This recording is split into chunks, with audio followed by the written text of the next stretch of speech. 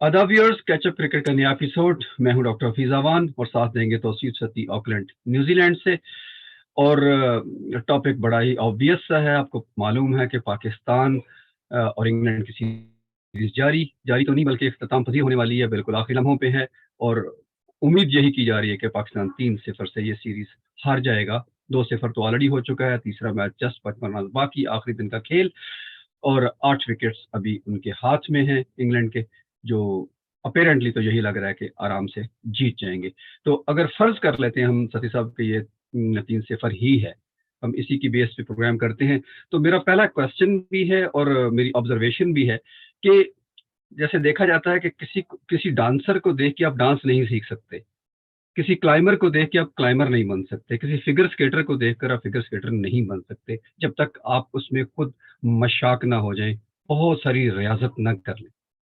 बिल्कुल। एक ऐसा ही तजर्बा हमारे ओपनर शान मसूद ने किया कि उन्होंने रिवर्स स्वीप खेलते हुए विकेट गंवा दी और जहां से वो डोर ओपन हुआ जो बाकी सारी विकेटें गो के, ये कोई जस्टिफिकेशन तो नहीं है कि अगर वो आउट हो गया तो बाकियों को भी आउट होना जरूरी हो गया था, लेकिन बहरहाल वो एक रास्ता जरूर बना। आप क्या समझते हैं कि ये गैर जरूरी शॉट थी या उनकी कोई एक्साइटमेंट थी या वो इसमें बड़े ही माहिर हैं? हाँ, नहीं देखिए, एक तो वो ज़ाहिर है कि टी20 क्रिकेट भी खेलते हैं, काउंटी क्रिकेट में भी। तो डॉक्टर साहब 2 चीज़ें हैं। एक तो ये होता है कि आप क्या कहते हैं, आप कुछ शॉट्स में बहुत अच्छे होते हैं। जिस तरह एंडी फ्लावर थे, तो उन्होंने इंडिया में बहुत ज़्यादा रिवर्स स्वीप खेली, ठीक है? और बड़े ही यानी कि उन्होंने कुंबले को lap sweep, lap reverse, reverse खेलते रहे। But that was he was as good as he was on a front foot drive. समझ रहे हैं? कि वो इतना उनका महारत थी, जो आप बात कर रहे हैं ना, महारत थी। तो सिमिलरली ये खेलते हैं रिवर्स स्वीप, लेकिन उसमें ये हुआ कि बॉल की ट्रैजेक्टरी थोड़ी लो थी, उसमें पूरा रिवर्स स्वीप लगता नहीं। तो होता ये है कि जो अगर बॉलर आपको पेस तेज और ज़्यादा स्लो कर रहे हैं ना, उसमें होता है कि आप अपनी कलाइयाँ रोक लेते हैं। अगर गेंद तेज आ रहा हो तो लैप कर देते हैं, रिवर्स लैप कर देते हैं, और अगर स्लो आ रहा हो तो आप वो कर देते हैं। तो मेरा ख्याल है कि इनसे थोड़ी-सी जजमेंट एरर हुआ यहाँ पे। और गैर ज़रूरी लोग कह रहे हैं, लेकिन मेरा ख्याल है कि क्योंकि इन्होंने फील्ड यहाँ से खोली हुई थी ना, उनके ऑफ साइड से। तो I think the the execution wasn't there, but I think the shot was right. What he was trying to do, it was right. लेकिन एक चीज होती है कि आप टेंटेटिव होके कोई काम कर रहे होते हैं, या फिर मतलब आप क्या कहते हैं, खुले दिल से कर रहे होते हैं। तो शायद वो टेंटेटिव थे। तो टेंटेटिव जब हो तो फिर आप कोई इस तरह का रिस्क ना लें, यानी कि आप you have to go all out, all out. Out हो जाए कोई बात नहीं। तो आई थिंक थोड़ा सा जजमेंट एरर हुआ, लेकिन रिवर्स स्वीप टेस्ट क्रिकेट में खेलना मेरा ख्याल है कोई मायूब बात नहीं। ठीक है, वैसे तो खैर ऐसी एक आध शॉट पे पूरे पूरे लोगों के करियर भी खत्म हो गए। आपने कुछ अर्सा पहले मिसाल दी थी आफ्ताब बलोच की कि उनको इस बात पे निकाल दिया गया, लेकिन खैर आज मॉडर्न क्रिकेट है, हर चीज बदल गई है। ना ही हफीज कारदार रह गए और ना ही आफ्ताब बलोच रह गए, तो इसमें कोई शक नहीं कि वो सारी चीजें बदल गई हैं। लेकिन फिर भी कुछ चीजें हैं कि आप हनी ट्रैप में आ गए, जो बेन स्टोक ने वहां आपके लिए लगाया था, आप एंड उसी के मुताबिक वहां फंस गए। बहरहाल चलिए मूव मूव फॉरवर्ड करते हैं। अच्छा, आज सही साहब मैं मैच पे कोई बात नहीं करूंगा कि कराची में मैच कैसा हो रहा है, मुल्तान में क्या हुआ, ये हुआ वो हुआ। ओवरऑल हम सीरीज की गेम्स पे और जो लॉस किया पाकिस्तान ने, जो कुछ लूज किया इसमें, उस पर हम बात करेंगे कि कहाँ कहाँ एरर्स है, पाकिस्तान कहाँ लैग कर रहा था। अच्छा, इसमें सबसे पहले मैं आपसे ये सवाल करूंगा कि जो सिलेक्शन है, बहुत ज्यादा क्वेश्चन इस पे होते रहे हैं। आप मेरे ख्याल में जहां तक जो डोमेस्टिक के जो परफॉर्मर होते हैं वही सिलेक्ट होकर नेशनल में आ जाते हैं, जो क्लब के परफॉर्मर होते हैं वो डोमेस्टिक में आ जाते हैं, डोमेस्टिक के परफॉर्मर हैं जो नेशनल में आ जाते हैं, वही इंटरनेशनल खेलते हैं। ये एक हायरार्की है जो मैं समझता हूँ मेरे ख्याल में। तो पाकिस्तान ने वही लोग खिलाए जो डोमेस्टिक में परफॉर्म कर रहे थे। Please correct me if I am wrong. तो तो फिर सिलेक्शन एरर तो ना हुआ, कहीं स्किल्स का प्रॉब्लम तो नहीं है? देखिए डॉक्टर साहब, 2 चीज़ें। एक तो क्योंकि अब ज़ाहिर है कि फर्स्ट स्ट्रक्चर हमारा चेंज हो गया है, तो उसकी वजह से कम मैचेस होते हैं, कम टीमें होती हैं, तो कम प्लेयर्स होते हैं टू चूज़ फ्रॉम, राइट? तो सेकेंडली कि अब देखें, अगर आप फॉर्म की बात करते हैं, तो जाहिद महमूद की 36 की एवरेज है फर्स्ट क्लास में बॉलिंग की, ठीक है? तो अब वो मतलब ये कि I am sure he has skill, लेकिन वो फॉर्म में भी नहीं थे, तो उनको आपने टेस्ट पहले खिला दिया, बल्कि जो फॉर्म के हमारे बॉलर थे, उनको बाहर बिठा के खिला दिया उसको, समझ रहे हैं?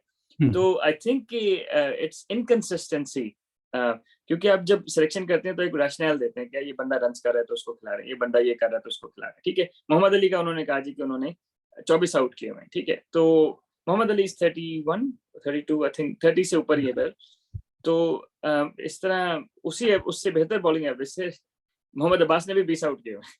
ठीक है, and he has experience of test cricket and everything, right? Yeah. तो लॉजिकल रीजंस नहीं है, जिस तरह अगर सलमान को लेके आए तो जी ऑलराउंडर है कि ऑफ स्पिन बॉलिंग करता है और श्रीलंका के लेफ्ट हैंड बैट्समैन है तो वो बॉल करेगा और ये और वो, ठीक है, विच इज फाइन।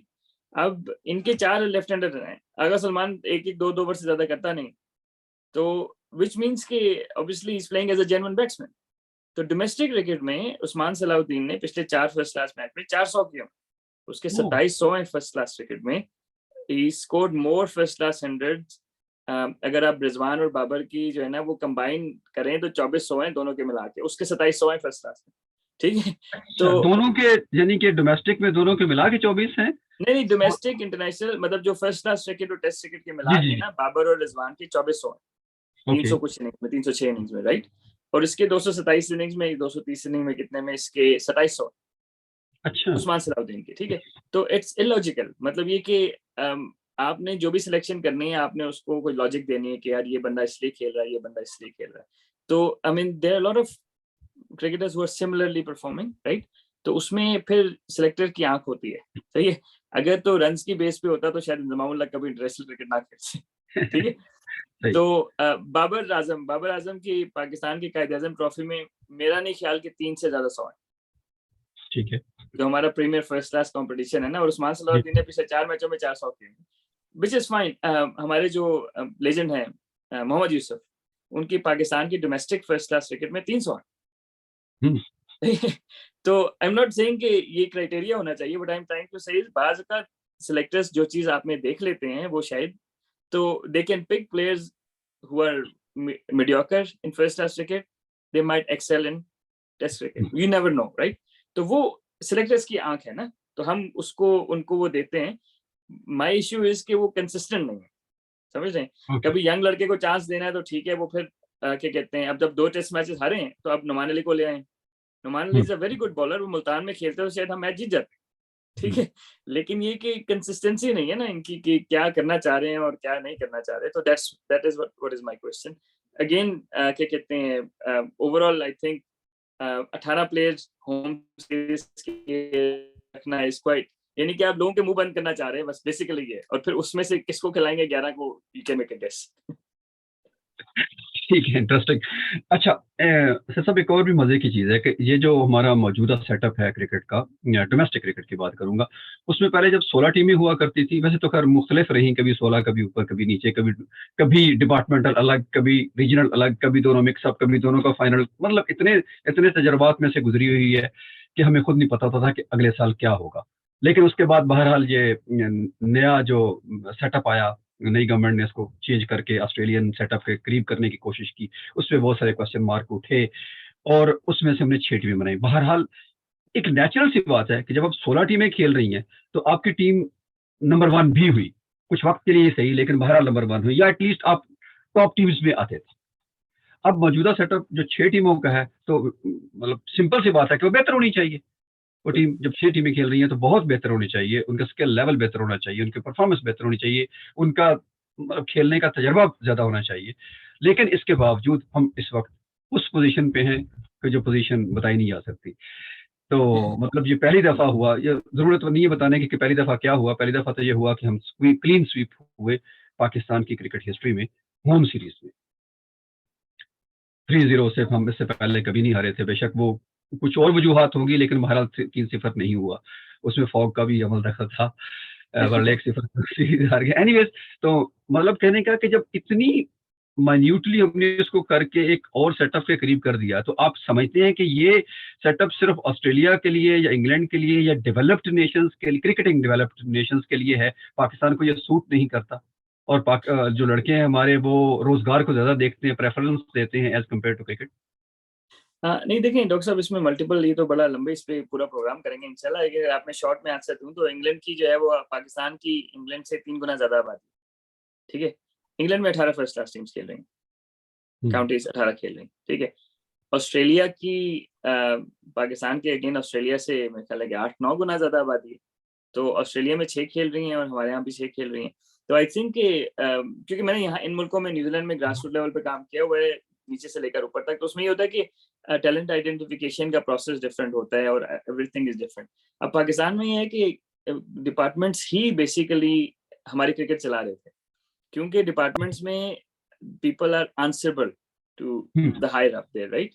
कि अगर आप टीम चला रहे हैं तो आपसे पूछा जाएगा कि भाई ये क्यों नहीं टीम सही खेल रही, देन यू प्रॉब्ली एक दो बच्चियां खिला लेंगे, लेकिन बाकी आप मेरिट पे लड़के खिलाएंगे, ठीक है? जो हमारी क्रिकेट डेवलप हुई है, क्रिकेटर्स बनाए गए हैं, वो ज्यादातर डिपार्टमेंट्स ने बनाए गए।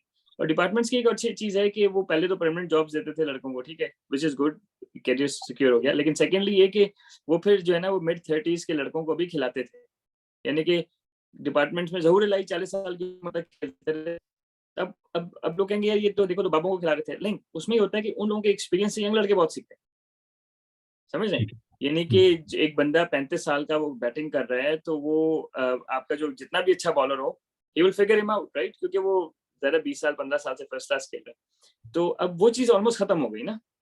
तो हमारे बड़े अच्छे फर्स्ट क्लास क्रिकेटर थे जो 10-10 साल से खेल रहे थे, they would have probably carried on for another 5 years. लेकिन वो सारे जो हैं वो 2018 के बाद फर्स्ट क्लास क्रिकेट नहीं खेल रहे।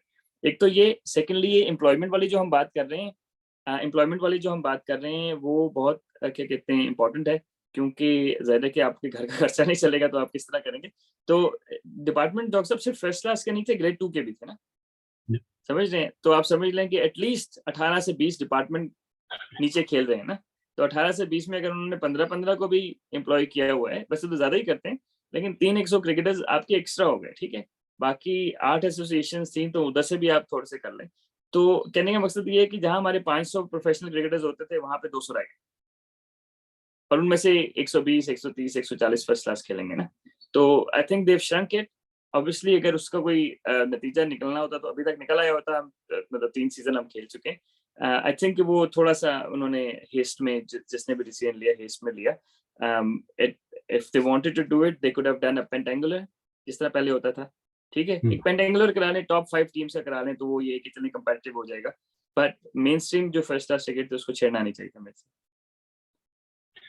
अच्छा, वैसे मैं थोड़ा-सा आप के साथ इख्तिलाफ की जसारत करते हुए इसको क्विकली इस क्वेश्चन को वाइंड अप करता हूँ। वो ये है कि अगर हम वापस फिर उसी फॉर्मेट पे जाते हैं तो हम पहिया दोबारा से ईजाद करेंगे। 2014 में ये सेटअप को मतलब खत्म करके फिर आगे इसको लिया गया और ये 6 टीमों वाला किया गया। अब जो बातें चल रही हैं कि 2014 के वाले वापस जाया जाए, वहाँ पे वहीं से दोबारा से स्टार्ट किया जाए, तो हम वापस वहीं जाते हैं। कल को पॉलिटिकल रिजीम फिर चेंज हो जाती है। हमारा प्रोग्राम उससे रिलेटेड नहीं है, लेकिन बहरहाल अगर हो जाती है, तो क्या ये वाले फिर अपनी बात पे वापस नहीं चले जाएँगे? तो मतलब हम ये कितनी दफ़ा पहिया ईजाद करेंगे? एक तो ये मेरी ऑब्जर्वेशन है। अगर आप इस पे कुछ कहना चाहें तो ज़रूर कहिएगा। लेकिन इसी के साथ-साथ रिलेटेड सवाल दूसरा भी है, वो है बाबर की कैप्टेंसी पे। बाबर की कैप्टेंसी इसमें कितनी कसूरवार है? स्ट्रेट फॉरवर्ड सा क्वेश्चन कि कितनी कसूरवार है? मैच के हारने में, सीरीज के हारने में वो कितने रस्टी हैं, या वो क्या वो मटेरियल भी हैं कैप्टन के नहीं, या उनको हटा देना चाहिए? और भी सिंपल कर लें। अच्छा, ये तो बड़ा डॉक्टर साहब आपने बड़ा क्या कहते हैं स्ट्रेट फॉरवर्ड सवाल कर लिया। देखिए 2-3 चीजें, देखिए मैं रिजल्ट पे नहीं जाऊंगा, मैं वैसे जो चीजें थोड़ी बहुत मैंने मैच देखा तो नोट की ना। फॉर एग्जांपल जो रूट आए पिछले मैच में, पिछली इनिंग में शुरू में आए तो नहीं, मुल्तान वाले मैच में मैंने शुरू में उनकी इनिंग देखी। 3 बॉलों के बाद डॉक्टर साहब उनको डीप कवर दिया हुआ था, कवर स्वीपर दिया हुआ था, लॉन्ग ऑफ दिया हुआ था। आपका leg spinner, main leg spinner ball कर रहे। तो कहने का मेरा मकसद ये है कि आपने तो मतलब प्रेशर डाला ही नहीं ना, ठीक है? तो I think I am not saying कि he is not a captain material, क्योंकि अभी वो यंग है, ही इज ओनली 27-28, तो is a long way to go, right? तो वो हो सकता है कि डेवलप हो जाए। मेरा ख्याल है उनकी ये थी कि उनको मेंटोरिंग सही नहीं मिली, ठीक है? उनके साथ अगर कोचेस थोड़े बेहतर होते, like someone like Mickey Arthur, right? कि हैंड्स ऑन कोच, मतलब ये कि जो गेम को समझते भी हैं, strategic, he needed someone like that, क्योंकि इनको टेस्ट क्रिकेटर बनाने में भी मिकी आर्थर का हाथ, समझ रहे हैं? क्योंकि वो स्ट्रगल कर रहे थे शुरू में। तो I think not just Babar Azam but overall बिल्कुल बाबर आजम की जो टेस्ट क्रिकेट के हिसाब से डिसीजन मेकिंग है या बॉलर्स की चेंजेस हैं, जिस तरह बॉलिंग को बॉलर्स को बॉल करा रहे हैं, I personally don't agree with it. I think a guy with a little bit more experience or a better test cricket sense would have done things differently against England. आप 6-7 पे उन्होंने 100 over में 650-700 run कर दिए। कोई भी और captain होता, जिस तरह मिसबा था तो टांग पकड़ लेता था, एक साइड से मतलब ऑफ साइड पे नहीं, लेग साइड पैक कर ली, करो मारो रन। तो मतलब ये कि और अनफॉर्चुनेटली उसके साथ रिजवान जो है वो I put him in the same bracket as well, कि टेस्ट क्रिकेट को शायद इतना नहीं समझते।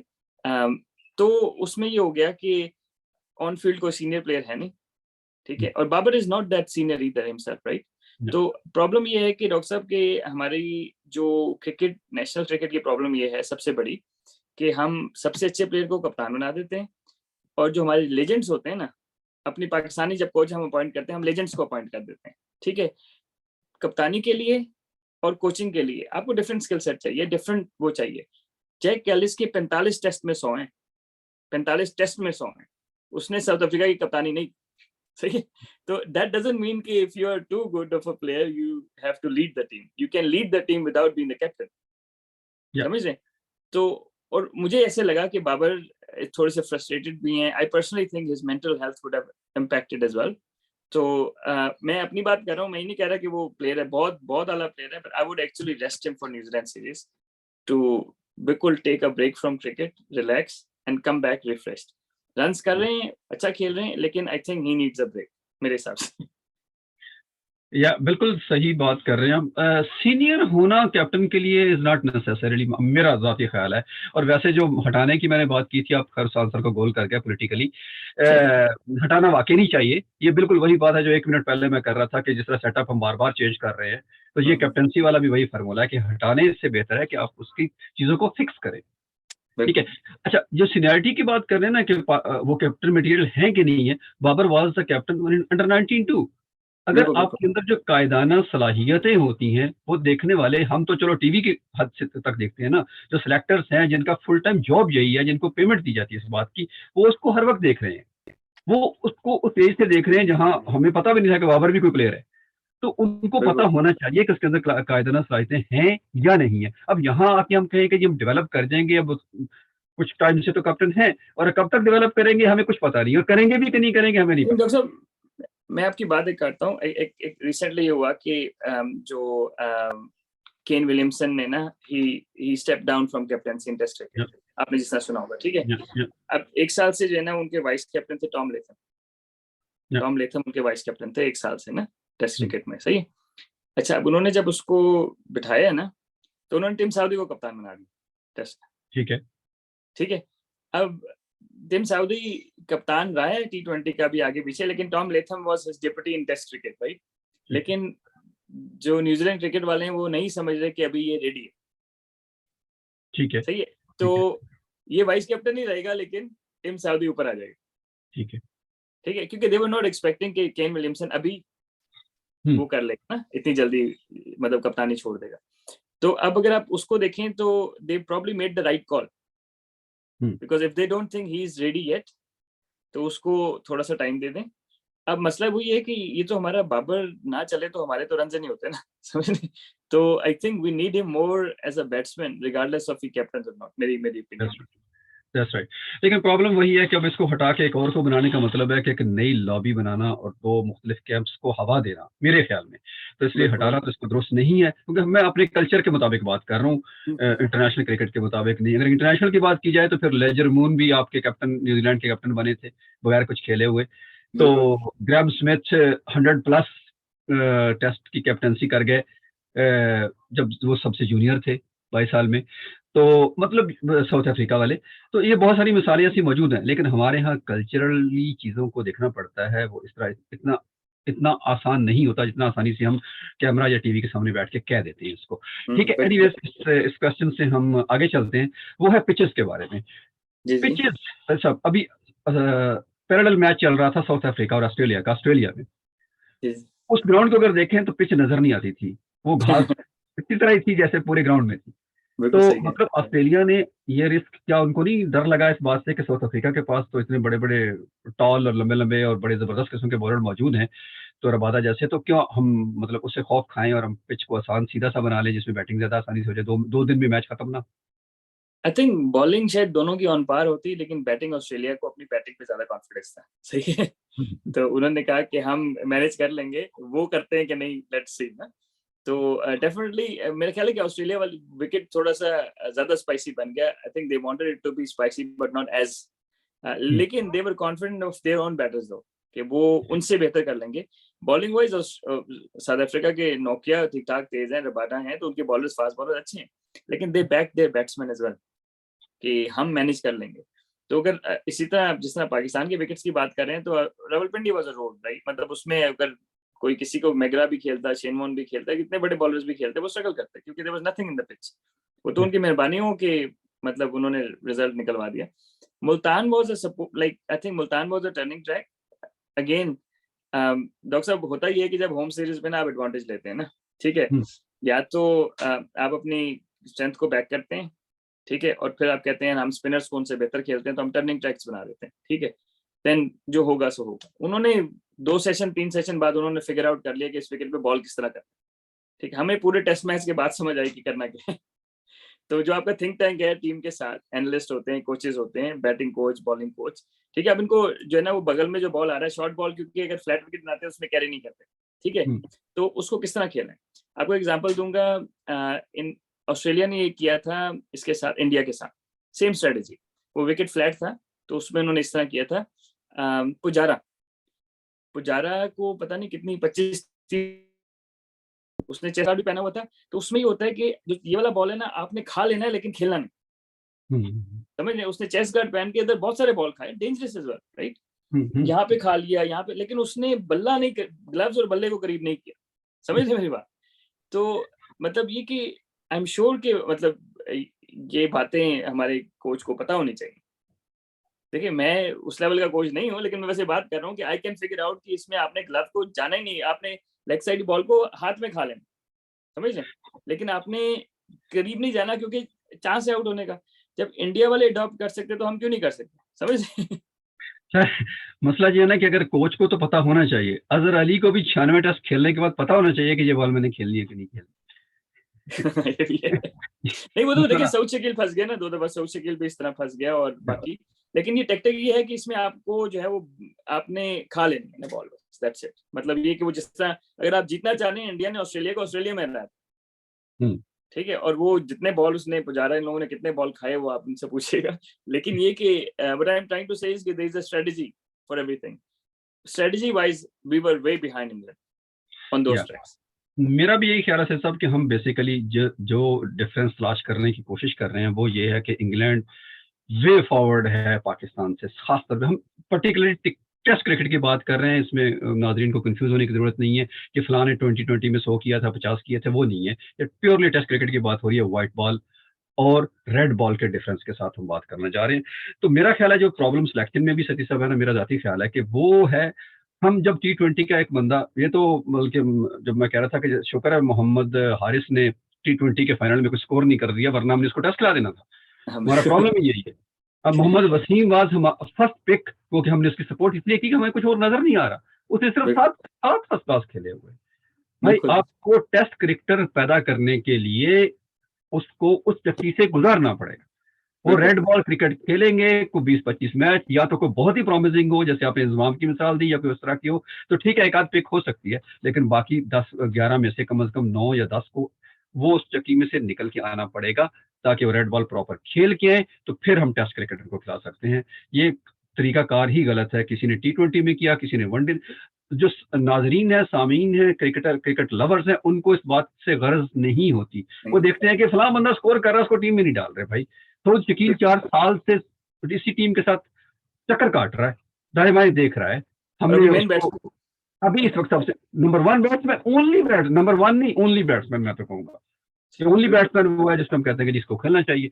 इसी तरह प्रॉब्लम जैसे आपने उस्मान सलाहुद्दीन का किया, हारिस सोहेल है, असद शफीक है, ये जो वो प्लेयर थे जो हमने जो तैयार हो चुके थे, जब अब इस वक्त वो लेजेंड्स होते और इस वक्त हमारी टीम को वो सहारा देके लेके चल रहे होते, लेकिन हमने अनफॉर्चुनेटली किसी न किसी कैंप की वजह से या किसी भी वजह से, इवन फवाद आलम चले ठीक है वो एज में थोड़ा ज्यादा हो गए, उनका वो टाइम वैसे ही जाया हो गया जो उनका होना चाहिए था, लेकिन उस्मान सलाहुद्दीन या कुछ चंद प्लेयर ऐसे जरूर हैं। अभी देखिए एक मीर हमजा है, लेफ्ट आर्म बॉलर है कराची के ना, लेफ्ट आर्म स्विंग, ठीक है, और अच्छे स्विंग बॉलर हैं, और इन कंडीशन में आपको पेस नहीं चाहिए, स्विंग चाहिए ना, ठीक है, और कोको बरसे क्रिकेट हो रही है हमारे यहाँ डोमेस्टिक तो सही है।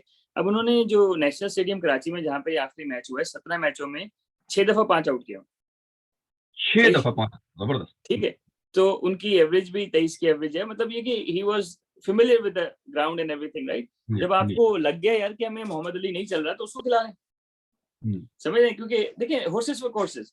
न्यूजीलैंड ड्रॉप्ड, जो एजाज पटेल हैं उसने 10 एक इनिंग में आउट किए हैं, अगले मैच में उसको ड्रॉप कर दिया, बिल्कुल ड्रॉप किया था, ठीक है। हॉर्सेस फॉर कोर्सेस, उनका हमें पार्ट टाइम स्पिनर चाहिए, यहाँ पे हमें स्पिनर चाहिए ना, हालांकि उसने लास्ट इनिंग में 10 आउट किए हुए हैं। 10 तो इसी तरह कराची के विकेट पे जिसने आउट किए हुए हैं, रन किए हुए हैं, आपकी होम सीरीज है ना, तो आप उसको खिला लें।